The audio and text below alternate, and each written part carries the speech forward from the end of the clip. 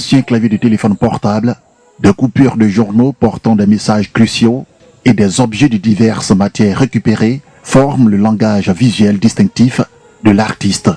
Chacune des œuvres de Mounou Désiré raconte une histoire. Mais, pour en saisir la profondeur, les spectateurs doivent d'abord décoder les éléments qui composent cette toile singulière. Ces objets, autrefois destinés à l'oubli, retrouvent une place de choix dans l'univers créatif de Mounou.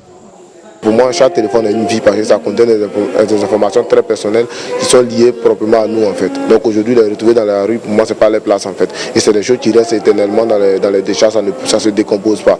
Donc en fait, il y a le volet recyclage qu'on essaie de quand même protéger notre environnement, notre espace aussi. Comme aujourd'hui, on parle de réchauffement climatique, c'est un sujet d'actualité.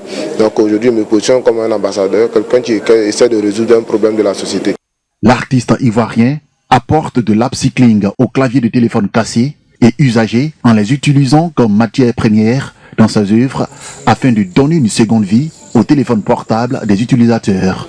Fier de ses origines, il n'hésite pas à utiliser de nombreuses matières recyclées propres à la Côte d'Ivoire, telles que la toile de jute de sac de cacao, en hommage à ses racines. Et puis il y a un autre aspect écologique dans ses œuvres, c'est qu'il met en valeur aussi la nature, par exemple l'agriculture en Côte d'Ivoire.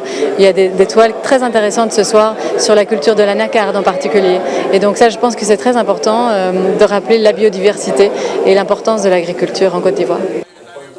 Après une exposition collective en Côte d'Ivoire, au Maroc et plus récemment en Belgique, à 28 ans, Mounou Désiré est en passe de devenir l'une des figures les plus importantes de la peinture ivoirienne contemporaine avec sa particularité, l'écologie.